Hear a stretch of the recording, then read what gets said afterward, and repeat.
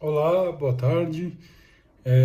Meu nome é professor Fábio Zanoni, eu sou professor de filosofia na UEAP e eu estou aqui hoje para falar com vocês a respeito de um livro muitíssimo importante na história da filosofia, cujo título é Ética a Nicômaco. Grosso modo, eu vou tentar falar desse livro a partir de uma reflexão a respeito de um filme hollywoodiano que se chama Maré Vermelha. Ou seja, eu vou utilizar passagens desse filme para tentar esclarecer o que está em jogo nesse livro tão importante para a história do pensamento ocidental como um todo. Ou seja, é um livro que não é importante tão somente para a filosofia. Dito isso, eu queria já avisar que eu não vou fazer uma leitura mais detida de passagens particulares do texto e assim por diante. Muito mais importante do que isso, na minha opinião, é tentar mostrar para vocês qual é o problema mais importante do livro e quais são os conceitos centrais que estruturam aquela arquitetura argumentativa específica. Desse modo, na minha opinião, vocês vão poder, depois de maneira mais autônoma, navegar pelo texto, compreendendo o motivo pelo qual este livro é tão tesão, é tão bacana, é tão impressionante e como ele até hoje toca, em problemas absolutamente contemporâneos, certo? A primeira coisa que eu diria a respeito do livro Ética a Nicômaco é que se trata de um livro que vai tentar falar a respeito do que é a ética, certo? O problema para a gente tentar compreender o que está lá em jogo é que a palavra ética ela tem uma história muito longa, o que significa que essa palavrinha circulou por uma série de campos e uma série de práticas que foram sucessivamente imputando diferentes sentidos a essa palavra. Ou seja, o que é tão difícil a gente pensar a respeito da noção de ética neste livro do Aristóteles é que a nossa cognição ela é muito colonizada pela leitura que a Igreja Católica vai fazer a respeito da ética posteriormente. Ou seja, quando a gente escuta a palavrinha ética, o que a gente tende a entender? A gente tende a pensar, sobretudo, num homem, no sentido aqui não de gênero, né, universalmente falando, num homem que possui um comportamento adequado às leis, aos costumes e assim por diante. Ou seja, o homem ético na nossa tradição católica é aquele homem respeitador de uma série de códigos sociais que são formulados e prescritos pelas instituições. Sem desconsiderar a importância dessa noção de ética, que, claro, aqui eu estou definindo de maneira quase que rasteira, essa definição de ética não vale, sob hipótese nenhuma, para o mundo grego. E por que não? Porque quando o Aristóteles, no livro Ética a Nicômaco, fala a respeito de ética, ele está falando a respeito de algo muito específico. Ele está falando, sobretudo, a respeito da tentativa de compreender qual é a forma de poder que o sujeito exerce sobre si e sobre os outros. Falar de ética é, portanto, falar a respeito de poder, certo? Dito isso, já dá para a gente perceber que a palavra ética nada tem a ver com essa noção de ética dominical que circula nos dias de hoje. Porque essa ética dominical, ela supõe que eu sou ético quando eu vou à missa no domingo, eu sou ético quando eu dou esmola para um pobre, eu sou ético, enfim, quando eu levo a cabo um certo número de atitudes que são vistas socialmente como boazinhas, por assim dizer, para facilitar um pouco a conversa. Não é isso que está em jogo lá no livro.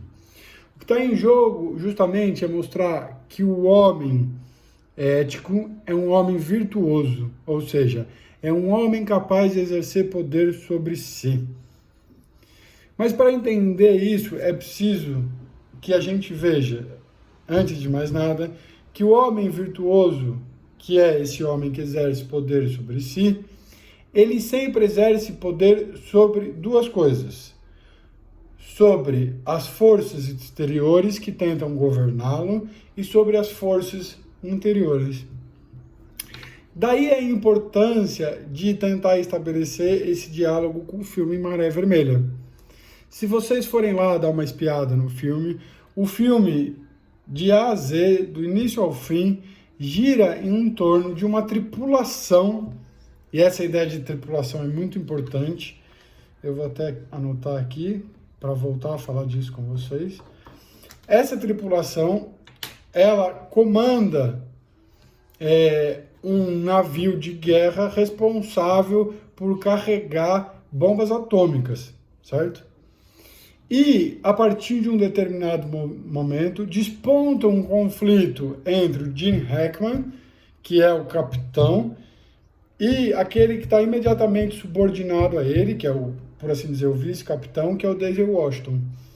E essa briga entre os dois faz com que um motim seja criado no interior de um navio carregado de ogivas nucleares, certo?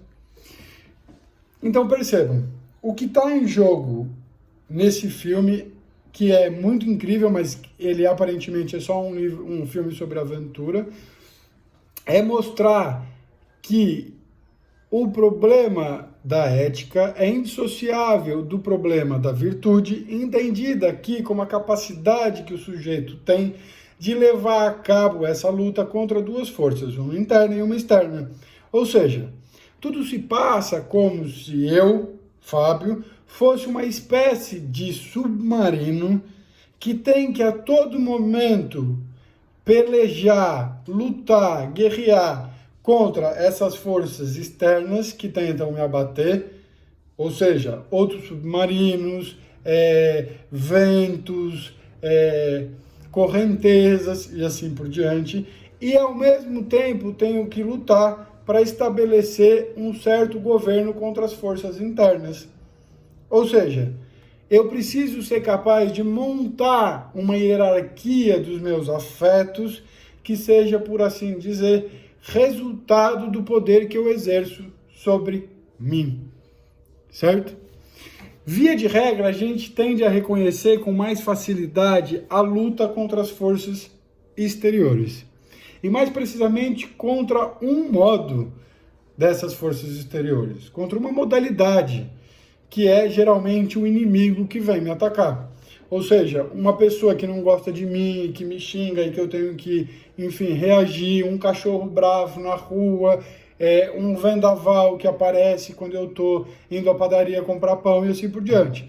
Ou seja, para que eu seja virtuoso e forte, eu preciso lutar contra essas forças e eu preciso sobrepujá-las, certo? Mais raramente a gente reconhece que nem sempre essas forças exteriores contra as quais eu tenho que me bater são forças que podem assumir, por assim dizer, um aspecto de sedução. Eu não tenho que lutar apenas contra as forças que claramente são minhas inimigas. Eu tenho que lutar também, por exemplo, contra o discurso da lisonja. Porque a lisonja, quando alguém vem e me elogia, pode ser tão somente uma maneira muito sutil e muito ardilosa de me governar, certo? Então este é o primeiro ponto. Eu estou sempre tendo que lutar contra essas forças exteriores, forças que assumem diversas formas a fim de poder me transformar num sujeito ético, num sujeito virtuoso. No entanto, a coisa se complica quando a gente pensa que essa luta não diz respeito tão somente ao embate que eu levo a cabo contra essas forças exteriores. A fim de que eu me transforme num sujeito virtuoso, ou seja, capaz de ser ético, ou seja, capaz de exercer governo sobre si, capaz de exercer poder sobre si, eu devo igualmente lutar contra as forças interiores. Vejam, não é à toa que, na ótica grega, uma criança e um escravo não podem se transformar em pessoas éticas ou virtuosas. Isso porque o escravo, e que naquela época nada tinha a ver com escravo de couro, mas com escravo de guerra, é uma pessoa que abdicou do direito de se autogovernar. Ou seja, um escravo, ele vai almoçar, ele vai trabalhar e ele vai dormir, porque ele está o tempo inteiro sendo comandado por um outro. De modo que esses conflitos interiores que decidem dentro de mim se eu devo agora trabalhar, se eu devo agora dormir, se eu devo agora comer, não existem, porque eu simplesmente devo obedecer a uma figura de autoridade exterior que vai prescrever para mim qual é a minha conduta. Do mesmo modo, na ótica grega, a criança ela é incapaz de deliberar racionalmente e identificar qual é o melhor afeto interior que ela deve seguir para se governar na vida. Ela é incapaz de fazer isso, segundo os gregos. Portanto, ela tampouco pode ser virtuosa. Isso mostra, portanto, que não se trata no mundo grego de identificar, de fundir a noção de virtude com a noção de obediência, que vai ser algo muito frequente a partir do domínio da cognição cristã no mundo ocidental. Porque, vejam, uma criança e um escravo, eles podem dormir na hora certa, eles podem dar esmola, eles podem executar uma série de ações que são vistas socialmente como corretas. No entanto, na ótica grega, nada disso constitui, por si só, um homem ético, um homem virtuoso. Ou seja, o que eu estou tentando mostrar aqui para vocês é que, em última instância, o que está em jogo no livro Ética Nicômaco do Aristóteles é a tentativa assaz sofisticada de mostrar que o homem virtuoso ele é o produto de uma deliberação racional que submete tanto as forças exteriores quanto as forças interiores. Eu sou ético tão somente e tanto se eu sou capaz de vencer essas duas forças através de uma deliberação racional.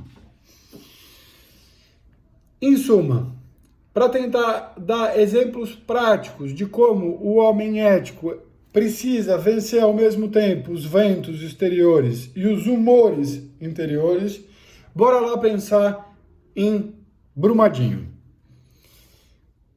Para o Aristóteles, se eu for um escravo que tiver sido obrigado a ir salvar as pessoas, por mais que a minha atitude seja boa, eu não sou um homem ético, eu não sou um homem virtuoso. Mais exemplos. Se eu tiver, por exemplo, em Brumadinho, naquele dia fatídico, acordei, fui até a padaria e fui indo, sem saber que eu estava indo em direção à lama, fui indo em direção à lama e comecei a, sem querer, a salvar as pessoas que eu encontrava no caminho, eu tampouco sou ético, porque se trata de um acidente. Ou seja, tanto no caso do acidente, quanto no caso do escravo que está seguindo ordem, não há a presença de uma deliberação racional. Ou seja, para o mundo grego, para o Aristóteles, não é tão somente a ação em si que faz com que a atitude seja ética ou virtuosa. Uma atitude ética ou virtuosa depende necessariamente da presença de uma deliberação racional que identifica tal ou qual ação como a melhor, certo? Ou seja, no caso de Brumadinho, eu só seria ético se eu tivesse deliberado racionalmente e, por livre e espontânea vontade, tivesse chegado à conclusão de que a melhor coisa possível seria a salvação daquelas pessoas que estavam prestes a morrer por conta da avalanche de lama que ia passar sobre elas. Certo? Não sei se ainda está claro, e sendo assim eu vou tentar dar mais um exemplo. Por exemplo, quando eu vou até a igreja e começo a distribuir esmolas, na ótica cristã, isso significa que eu sou uma pessoa virtuosa. Por quê? Porque a minha conduta, ela se submeteu a um código de conduta que foi elaborado e prescrito pela instituição igreja. Então eu ajo bem na medida em que eu me conformo a este código. Na ótica grega, a esmola, o gesto de dar esmola, não é em si nem ético, nem não ético. Depende do modo pelo qual o sujeito vai se engajar nessa ação. Então veja, se eu dou esmola porque eu tenho medo do padre ou porque eu tenho medo do inferno, isso significa que eu não estou dando esmola porque eu deliberei racionalmente que dar esmola é a melhor coisa a ser feita. Não, eu só estou dando esmola porque eu estou com medo, eu só estou dando esmola porque eu quero impressionar as outras senhoras que frequentam a igreja. Se eu faço isso tudo, isso significa que eu não deliberei racionalmente para decidir que eu devo dar esmola, e portanto eu não sou ético. Ao passo que se eu der esmola porque eu julguei que isso é a melhor atitude possível, eu me torno um sujeito ético. Ou seja, a mesma atitude pode ser ética e virtuosa ou não ética e não virtuosa. Na minha opinião, isso é bastante complexo para a gente entender, porque como eu já vinquei no início da nossa conversa, a gente tende a imaginar que o sujeito ético é um sujeito que age de uma determinada maneira, que é um sujeito que adota tal ou qual conduta. Pois bem, o que eu estou tentando sublinhar aqui para vocês é que não se trata disso no livro Ética Nicômaco. O que está lá sendo desenhado é uma forma de problematização a respeito da ética que é muito mais complexa e, portanto, muito mais interessante. E vejam, todo o filme Maré Vermelha gira em torno do problema da hierarquia interna daquele submarino que, como eu disse, somos nós. Ou seja, para que eu seja ético, é preciso que eu saiba me governar. Não é à toa, e aí eu não vou falar sobre isso hoje, que o Foucault vai retomar isso quando ele fala a respeito do governo de si e do governo dos outros. Para que eu governe o outro, é preciso que eu antes saiba me governar. E para que eu saiba me governar, isso significa que eu preciso saber, antes de mais nada, qual é a melhor hierarquia que eu vou fixar entre os meus humores, entre os meus afetos e assim por diante, certo? Porque vejam, eu sou o tempo inteiro um submarino, eu estou aqui navegando nesse mundo, eu tenho que enfrentar, como eu já vinquei, as forças exteriores que vão aparecendo, mas também tenho que sempre governar as forças interiores que estão em luta. Não fosse assim, eu não conseguiria me transformar num sujeito ético. Bora lá passar mais uma vez para exemplos práticos. Se eu sou um submarino médico que está te atendendo, eu sou um submarino que tem lá um capitão, que é o meu eu médico, que está dominando todos os outros humores. Ou seja, eu posso estar falando com você, paciente, e ao mesmo tempo ter um outro tripulantezinho dentro de mim que está dizendo: ah, eu quero dormir. Ah, eu quero parar de ouvir esse paciente e quero ir almoçar porque eu estou com fome. Ah, eu estou com vontade de ir no banheiro. Então esse tripulantezinho está com vontade de ir no banheiro, toma a dianteira, eu paro de falar com você, paciente, na hora e começo a fazer xixi. Ou, pior ainda, não chego nem no banheiro, abro o zíper e começo a mijar na sala onde eu estou atendendo você e meus outros pacientes. Veja, isso é impensável, mas para um adulto que sabe governar e que teve que ser socializado, uma criança mija onde ela estiver. Ou seja, ela justamente é incapaz de fixar uma hierarquia interna capaz de governar aquela multidão de forças, de tripulantes que estão em conflitos. Não é à toa que existe uma passagem na Bíblia muito interessante, que é quando a figura de Jesus encontra o diabo e ele começa a perguntar, Jesus começa a perguntar para o diabo: quem é você, quem é você, quem é você? E o diabo uma hora responde: meu nome é multidão. E, na verdade, um grande escritor português, vivo, cujo nome é Lambo Tunes, lançou há poucos anos atrás um livro maravilhoso, cujo título é Meu Nome é Legião.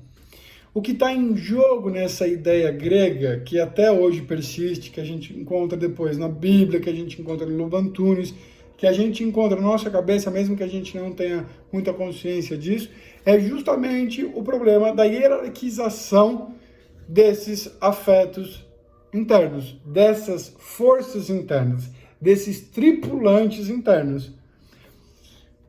Pois bem, com isso tudo em mãos, vocês verão, e eu posso garantir, que a leitura do livro Ética Nicômaco vai se tornar muito mais interessante.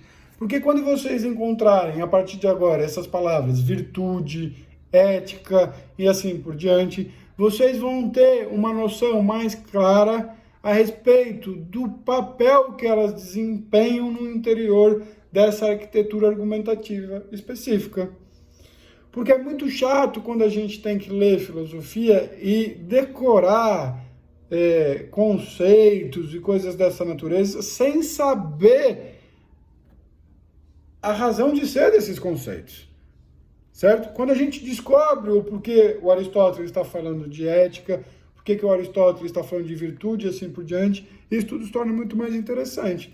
Por exemplo, vocês vão encontrar também no livro Ética Nicômaco a palavra caráter. Essa palavra desempenha no interior do livro um papel muito importante. Porque, vejam, muito por conta dessa ética dominical que dominou o nosso regime cognitivo, a gente tende a imaginar, como eu já sublinhei com vocês, que a ética é uma ação bacaninha que a gente faz de tempos em tempos. Para o Aristóteles, como eu também mostrei, não basta isso, é preciso que o sujeito exerça uma reflexão racional e que, de maneira autônoma, ou seja, racional, escolha qual vai ser a sua ação, certo?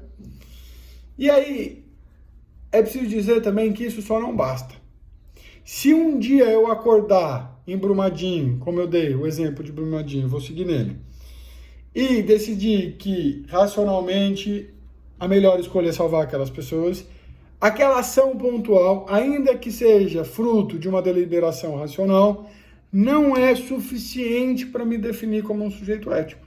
E por que não? Não é suficiente porque, olha que genial, para o Aristóteles é preciso que uma ação racional que vai redundar numa atitude virtuosa e ética seja repetida. É preciso que haja um treino.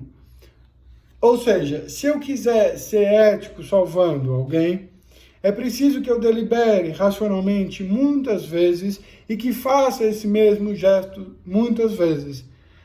Até o ponto de que eu me torne alguém que tenha este caráter.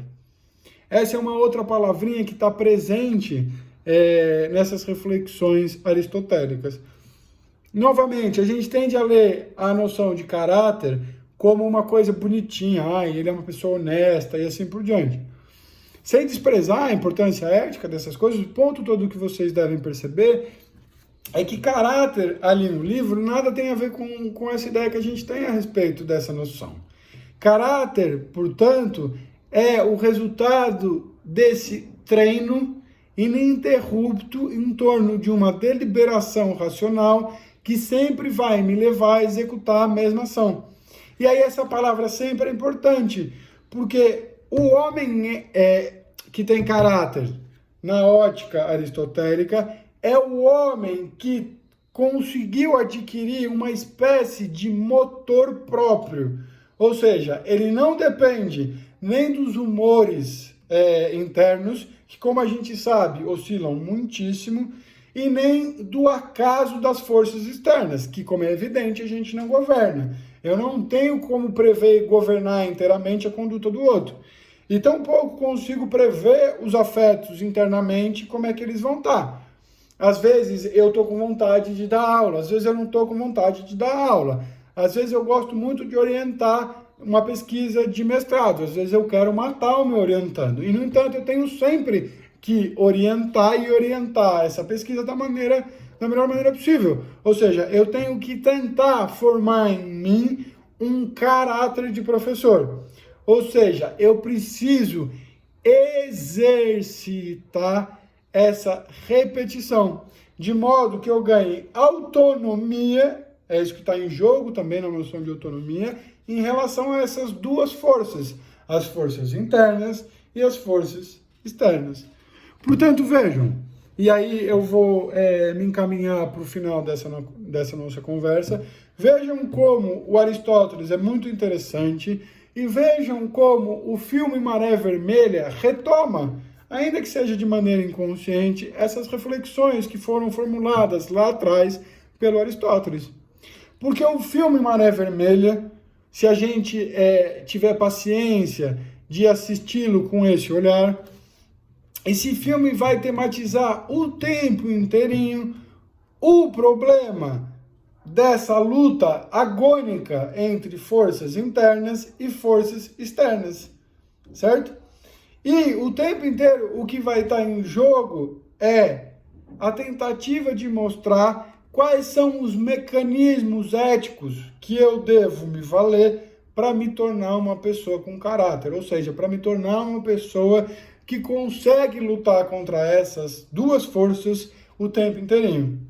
E, claro, a figura ética maior do navio é o Daisy Washington, porque ele não só tem que lutar contra os outros navios, que representam um enorme perigo para a sua subsistência, para a continuidade da sua existência, como também tem que lutar contra o capitão do navio, que ali representa a força interna maior, certo?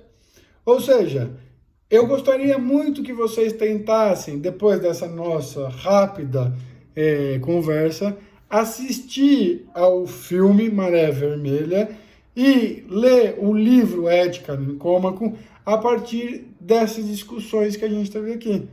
E aí eu vos garanto que vai ser uma delícia, porque o Aristóteles é incrível e mais incrível ainda é perceber o quanto essas reflexões forjadas há tanto tempo atrás continuam sendo extremamente atuais para a gente pensar a respeito dos modos pelos quais nós somos incitados a adotar um determinado tipo de governo de si e de governo do outro, certo? Espero que, enfim, a minha fala, ainda que breve, ajude vocês a mergulhar nesses dois universos que são extremamente encantadores, o universo da filosofia e o universo cinematográfico. Até mais e a gente se vê em breve, gente. Tchau, tchau.